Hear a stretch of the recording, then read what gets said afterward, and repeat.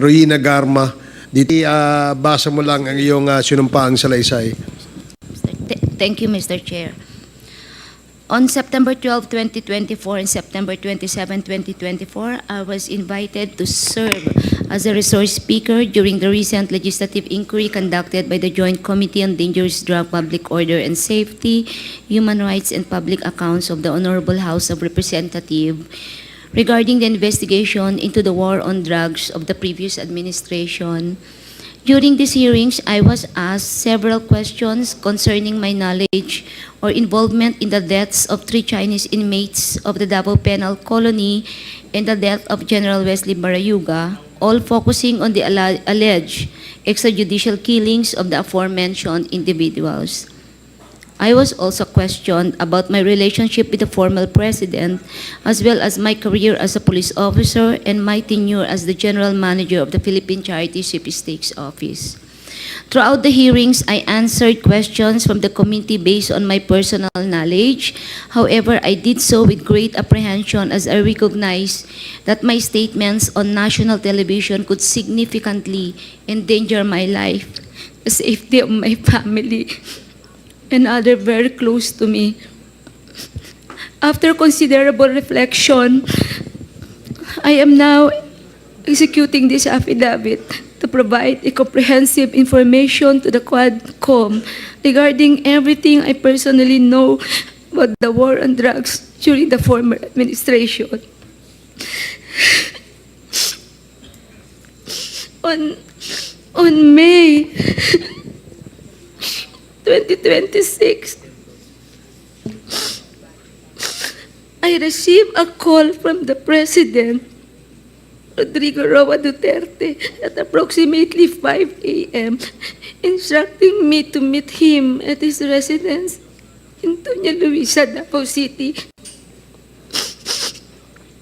I was already acquainted with the mayor, having served as the station commander in one of the police stations in Davao City during his tenure. During our meeting, he requested that I will locate a PNP officer or operative who is a member of the Iglesia ni Cristo, indicating that he needed someone capable of implementing the war on drugs on a national level, replicating the Davao model.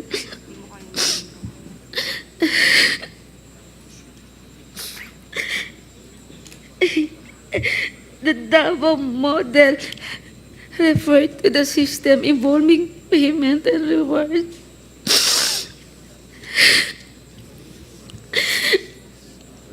The Davao model involves 3 levels of payment of rewards. First is the reward if the suspect is killed. Second, if is the funding of planned operations. And the third is the refund of operational expenses. Col.R.Garma, can you speak louder? I'm sorry, speak closer to the microphone.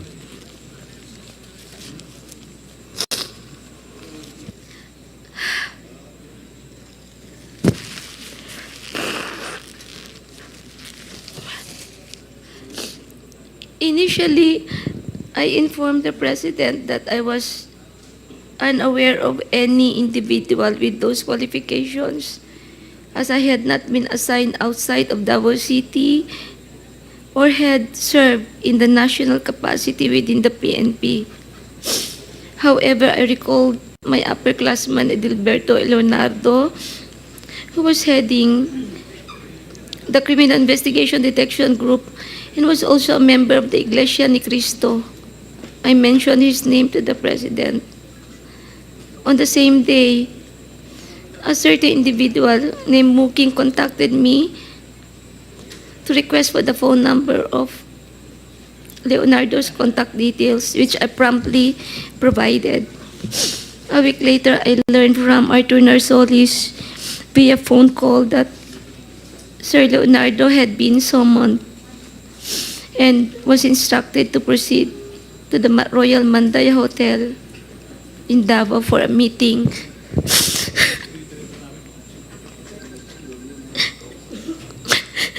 Leonardo informed me later that he stayed at the hotel for almost 3 days, during which the president directed him to organize, according to Sir Leonardo, a task force which he understood as PAOK-TF.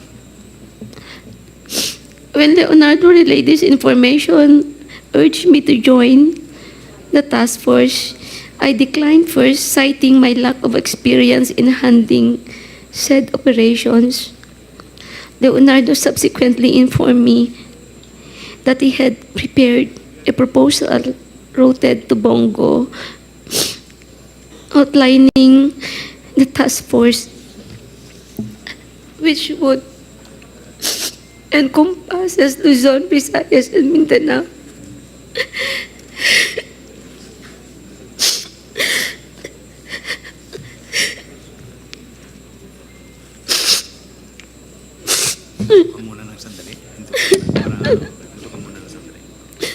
I am afraid of my life, Mr. Chair, and the life of my relatives and my friends and classmates.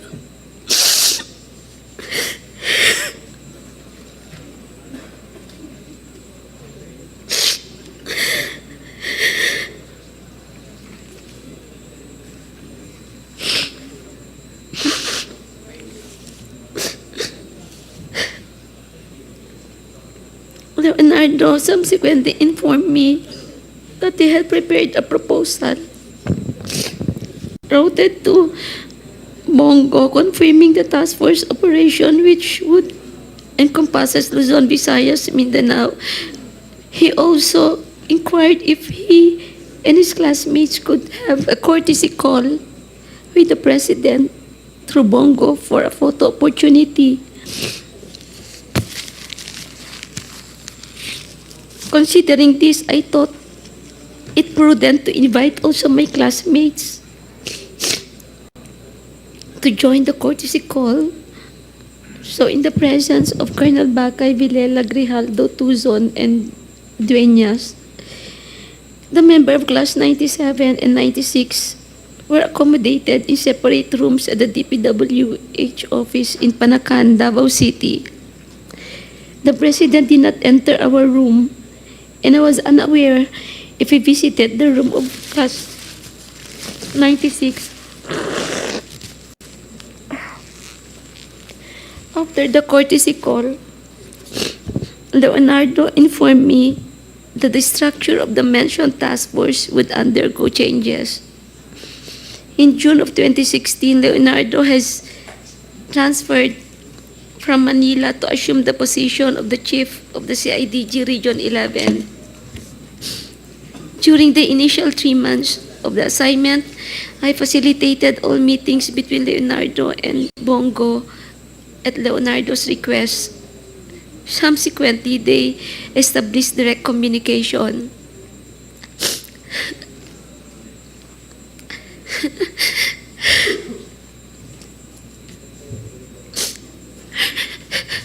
Leonardo informed me that he had recalled several trusted personnel, namely Lester, Romel Bactat, Rodel Serbo, Palma, Peter Parungo to serve as operative for the task force. Notably, Bactat, Serbo, and Palma were, for now, discharged from the police service.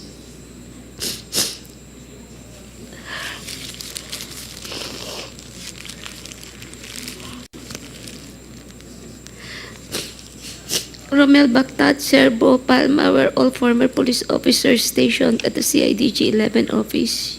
They were discharged from the service on or about a year ago due to an operation that led to the killing of one individual. Lester Berganyo is a provide citizen, while Peter Parunga was a former detainee of CIDG due to a charge of rape that has been cleared.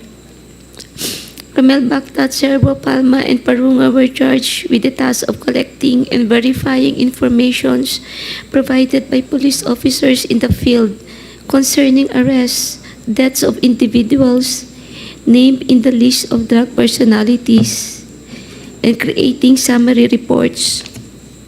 All of these reports would then be encoded and compiled by Lester Berganyo.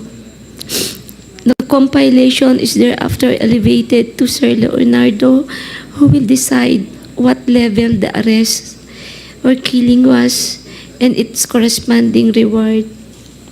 Rewards were only given for killings, while for arrests only for the funding of Copland, and refund for operational expenses was given. I saw how these individuals operated when I would visit my friend in CIDG 11.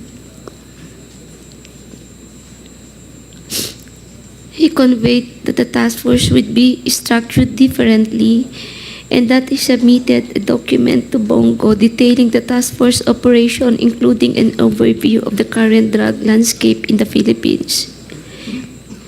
I was informed that the drug structure originated from Bucor, where numerous drug lords are currently incarcerated, and that it has 3 branches, Luzon, Visayas, and Mindanao, with Peter Lim involved in the Visayas region.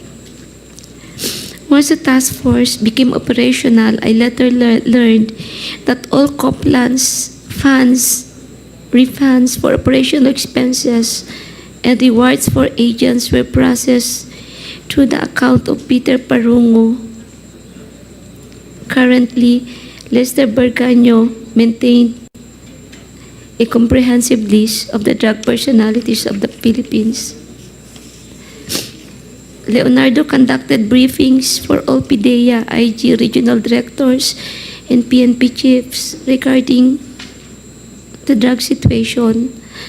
Additionally, if any individual died during police operations, Leonardo will report the incidents to Bongo for inclusion in the weekly report and request for refunds of operational expenses.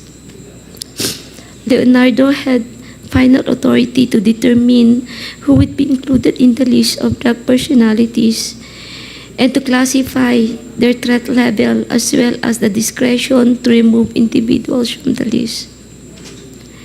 Furthermore, in 2016, while I was at the CIDG office following up the appointments of my personnel, I overheard Padilla discussing drug activities at the Davao Penal Colony with Leonardo. Padilla specifically identified certain Bucor officers involved in drug trade, notably mentioning an officer named Ginto, who was subsequently killed along with other Bucor members. These are the critical facts I personally know regarding the drug war of the previous administration. I am prepared to provide additional details and information in a supplemental affidavit or during an executive session at the discretion of the committee. I affirm the truthfulness and accuracy of the above statements to assist in the investigation by the Joint Committee, Your Honors. Mr. Chairman. Go ahead, SDS. Mr. Chairman, alam mo, papasalamat ako kay Ma'am Garma. And no, alam po natin ang nararamdaman mo. Pero kaya ako umakyat, nanonood po ako sa TV sa baba. Mukhang